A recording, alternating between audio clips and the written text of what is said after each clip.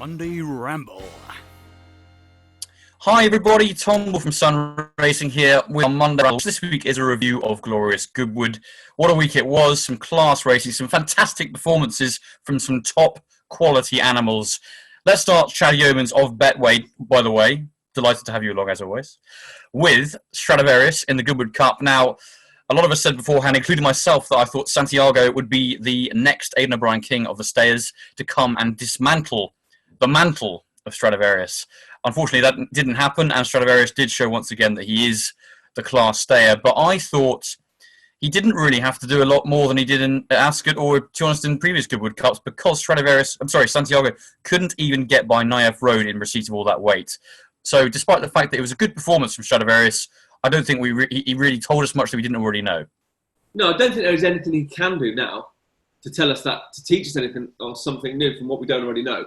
The only thing he can do now is go to the Arc and win the Arc over a shorter distance. That's the only thing then we can say an actual equine superstar winning over marathon distances and managing to win an Arc. I don't think he'll win an Arc. I think he'll run on late, but I think it'll be almost a similar performance in the Coronation Cup where he got swept off his feet early because they'll go a bit too quick. It was a good performance. Like you say, he beat Naif Road into second. It's not phenomenal if you ask me. And I thought Santiago ran well. Yeah. For his first crack at the top level outside of his own age group, but it was work in progress, and I think it'd be a lot closer if they, Strad's in training next year and they go again in the Gold Cup. But I'd rather take Santiago out of it looking forward for the staying division for next year. It'd be something to see him as a 7-year-old still going, wouldn't it, Stradivarius? That'd be quite an achievement if he continues to race at the top of his game. I agree with you. I think the Arc is probably one step too far, but credit where credit's due that they're actually going to grab a crack at it. I mean, it'd be interesting to see what tactics they use, because horses who lead in the Arc very rarely hold on, do they? I mean, it's an extremely good horse to lead all the way, but Stradivarius would be using his excess stamina. We saw Golden Horn do that a few years ago for John Gosden, so who knows? That's Tuesday. Wednesday saw the race of the week, in my opinion, which was Mahatha in the Sussex Stakes. Really coming of age for that horse. He was giving weight to the 3-year-olds, including Siskin, and obviously a couple of others too. But he just showed that wonderful potent turn of foot. And what really made it the most extraordinary performance for me was that he actually didn't really get a clear run at a vital stage and still managed to win going away, and made Siskin, really put Siskin in his place. And I did think Siskin would take a lot of beating, and he had no excuses. He was in the right place. Colin Keane had him exactly the right place at the right time. And he just got beaten by a better horse than Mahatha. Yeah, he got beat by a better horse who had a worse run. It's what was good about the race was that we see these clashes very rarely, and often they don't live up to the hype. Something happens, 3 of them underperform, but in this race they all performed. They all ran to their level, to their merit, to what they can do, and it was Mahatha who came out on top. He was mentally better. He had a worse passage. He had to come around the outside, and he beat them going away. And I think he beat them again every single day. There was a one question mark around Kamiko. He really didn't get a run up the inside, but you just don't quite know. He could have gone on and won, but he'd have had to have been pretty good to have beaten Mahatha on his day. There is always a hard luck story at Goodwood. There are always going to be hard luck stories at Goodwood. That's the nature of the course. And unfortunately, Kamiko suffered that interference to suggest that he couldn't get a run. And that was his hard luck story. But on a big galloping track like York, where he might go next for the International, you might see him better. But on the day, Mahatha was absolutely superb. I agree. I feel we had to see the best of Kamiko, I have to say. We've had him in the Derby now, and we've had him in the Sussex Stakes. Both times he's got excuses. The trip, obviously, in the Derby, and then last time with no run. I don't agree with Sheen Murphy's assessment that he would have won. I think he would have been second. Yeah. But he's obviously a very, very classy horse. And I think, just like Roaring Lion, the 1 mile 2 trip could be perfect for him. So as you say, at York, it'd be really interesting to see him there. And yeah, another hard luck story at Goodwood. There's no end of them, is there? Yeah. Really. But it's worth commenting on as well about the wonderful form that Sheikh Hamdan Al Maktoum's horses have been in. Those blue and white silks everywhere. And apart from Battaash, who we'll cover in a minute, Mahatha's probably is number 1 at the moment, isn't he? Yeah, you'd say so. It's good to see those famous colours. When I grew up, there was a certain few colours that you'd see in flat racing, and Godolphin was one of the Godolphin's blue, Sheikh Hamdan's blue with the white epaulets, and the old maroon with the white sleeves, Sheikh Mohammed's old colours. They were, and obviously all the Cornwall colours. They were kind of the big colours growing up, the big silks you'd see. And it's good that over the last couple of years, certainly this year, that Hamdan Al Maktoum's back in the big time, and you see these horses winning Group 1s on the big days, at the big festivals. Yeah, absolutely. Couldn't agree more. Before we got into Battaash, we just have to quickly cover Fancy Blue because the 3-year-olds came to the fore in the Nassau Stakes. One Voice, who I was really cheering on to get on top at the end. I thought she was going to win at one point, but sadly couldn't quite get to Fancy Blue. But that was a huge step up from Jessie Harrington's filly. But it just shows how good Fancy Blue is and really how promising a trainer Donica O'Brien is, because he obviously has had a lot of help. We all know that. But, he's training the horse himself. It's in his own name, and you cannot take that away from him. He's obviously a very classy handler, and Fancy Blue has proved herself to probably be the best mile 2 filly around. If you take out Love, I would say. Yeah, I'd agree with that, and I think what we're going to see more of, we're going to see more of Fancy Blue, because she's only very lightly raced. She's had 4 runs now, 5 runs in her career, whereas Love had 8 or 9 starts as a 2-year-old. So Love did develop and got a bit more battle hardened as a 2-year-old, and obviously improved physically and mentally as a 3-year-old. We are going to see a lot more of Fancy Blue. We said beforehand in last week's preview that she was the one. If there's any in the race that had all the class, all the ability, natural, she was the one. And I thought she did it really, really well. I really do. And like you say, the second place One Voice is a massive step up on her performance. You tipped that one up, Ollie, so fair play to you, mate, because it's 25 to 1 place. It's a 5 to 1 win. It's a decent return. But on the day, Fancy Blue was excellent, and you don't quite know where she can go, but you wouldn't want to be against her wherever she goes, because she's still improving. Yeah, could not agree more. Really good to see One Voice, and it's just a bit of a shame in a way the likes of Magic Wand and Deirdre didn't really fire. But it's great to see the 3-year-olds come to the fore, because at the end of the day, they're the ones we're going to be seeing more of in the future. So, couldn't really been a better result, really. I don't think in terms of watching the race. Let's go on to Battaash, who broke the course record in fantastic style. That blistering early pace hasn't gone anywhere. He's quite clearly as good as he's always been. I mean, there's not a lot to say about this horse, is there, really? But probably the best question is for you, Chad. Can he win an Unthorpe again? Do you know, my notes are really impressive, phenomenal early speed.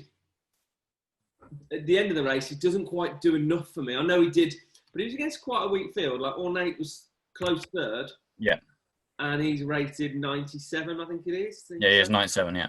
I think he'll have a much tougher test in the Nunthorpe, and I'd be against him in the Nunthorpe, in all honesty. I think he's amazing. I think he's a really good horse. It's great that he's still racing, and it's great that he's still winning races. Like 4 King George's has been brilliant, but it wouldn't be for me. It's certainly at odds on. I'd be looking at some of the up-and-coming horses getting lumps away. I really would. Yeah, one of those who I really fancy for the Nunthorpe is a horse called Frenetic, who I think will be absolutely really well suited to the 5 furlong trip. She was outpointed over 6 last time, but she's got so much early pace. And I know that Joe Lyons doesn't tilt at windmills, and he wouldn't be putting her in with that huge 2-year-old allowance she'll get if he didn't think she had a big chance. So I'm really excited about her. But I do fear Battaash, if he's anything like he showed in the Nunthorpe when winning it before, I think he will take a lot of beating. But it's shaping up to be one of the races of the season, I'd say. There's plenty of 2-year-olds in there, as well as older horses who've got big chances. Just quickly, I'd say Frenetic would need to win today. If she needs to win her race today, otherwise she won't be going to York, I'd say. Completely agree with that, but I would hope that she can. And yeah, fingers crossed we'll see her at York. Finally, of the big races, let's talk about Summerhand, who finally got his head in front in one of big handicap. The Stewards Cup just saw off Kimmy 5, which I think was tipped by you, I believe. Yeah, very unlucky there. Nearly got home and was possibly on the wrong side, potentially. He finished a long way clear of the rest of his side. But Summerhand is a bit of a weird one, because I thought he'd run really well in Group 3 company last time. I thought he'd have a really good chance of winning. And he's obviously a group horse because he's won that off top weight. But he's one of those horses that's almost in between a rock and a hard place now, isn't he, you think? Absolutely. And he's one of the horses that I just can't ever get right. Because when you get sprinters who are ridden from the back and ridden for luck and ridden for almost needing a miracle. I've lost you, mate. Your mic's gone. There you go. You're back again. You're back again. I think with those horses who are ridden for luck and come from the back, they run well but don't win all that often. So they go up in the handicap for finishing second or fourth or third or fifth, and they creep up, and it becomes a bit more difficult then because they're rated as a group horse when maybe they are just a very good handicapper. He finished fourth in the race last year off 100 and then won it this year off 108. So that's a massive improvement. And again, I think he'd only won once in between, which when he won at Pontefract a couple of weeks back. But he creeps up without And I think he's had his day in the sun now, and I would be against him going forward. I really would. Interesting you say that. Okay, lovely. Anything else in that race that particularly took your eye from the also rans, or not particularly? Well, I thought Kimi 5 ran his heart out. I really did. I thought everywhere bar 30 yards from the line, it was we were in clover, but not to be. Again, the lightly raced and somewhat frustrating Swindler ran on this side. Obviously, this near side didn't have a good draw. I imagine his connections are a lot more frustrated with him than I am. But he will pop and win a race. He will pop and win a race, not a problem at all. There's a few back in the field. Sometimes they're hard luck stories. Sometimes they just run better than they can. But no, Swindler was the one I thought if he on a level playing field, he'll win a race. Yeah, I agree with that. I thought Brian the Snail ran really well considering he missed the break a little bit. And the other one to take out of the race is Nahar, who never really got into it, but nothing really went right for him. I think he's got a big one in him at some stage. And Miras, who ran kind of almost went way too hard too early. He'd be another one who's got a big prize in him at some point, I would imagine. I know, Chad, you've got a few horses you want to run through from other races who were worth taking out of Goodwood. Yeah, I thought Space Blues was really, really impressive in the Lennox on Tuesday. He's improved. I think he's a 7 furlong specialist. I don't think you need to go up to a mile with him. I think they spoke about dropping him to 6. Wouldn't surprise me, but when you've got a really good 7 furlong horse, I think you should keep on that and mop up every 7 furlong group race along the way. I thought Battleground was impressive in the vintage. He travelled, he came wide, he went clear, and he stayed and ground the mountain. He's probably the best 2-year-old we've seen this season. I'm pretty sure, almost certain, there are plenty of other 2-year-olds we're yet to see who are going to be Guineas and Derby horses. So I wouldn't be rushing to that Battleground for any anti-post bets. He's about 8-1 favourite for the 2,000 Guineas next year. However, there will be much more, but he will win races in between now and then. I thought We and More, a filly making a debut on Friday for Rafe Beckett, travelled really well, very, very green. She'll come on for, I think she finished 4th or 5th. She'll be winning the maiden next time out without a doubt. And Tom Marquand, just unbelievable. Sometimes other jockeys get the headlights, and Sheen Murphy should get the headlines as more often than not because he's phenomenal and what he does, brilliant. But Tom rides as well as anyone, and if not, Tom is one of the best jockeys in the world. Couldn't agree more with that assessment. He's absolutely superb, and I thought he's ridden. He rides horses. I don't know what it is about his action, but he just gets so much out of his horses when he rides them. It's kind of all power. He's got that really strong drive. And my highlight of the week was, and it was ridden by him, wasn't it? One Master. Yes. Yeah. Cracking ride. Yeah, cracking ride. I just thought, if anyone's going to get her out of trouble, it's going to be Tom Marquand, and exactly what he did. And I think she showed her true class because she is a Group 1 filly, and I always like seeing these horses you drop back in grade, who are better than they show, run to their rating, and she did that. And she was quite clearly the best. And it was good of Jessica Harrington to send over Valeria Messalina, who has really improved on that performance. And they too finished a long way clear. But One Master's turn of foot was just fantastic to see. And I love seeing that at Goodwood. I love seeing these horses fly, having been in trouble, and you know that they are the best, and they just get up in time. It's funny you say that, because a lot of the times when you do get consistently Group 1 performing horses drop down a grade, they do often get beat.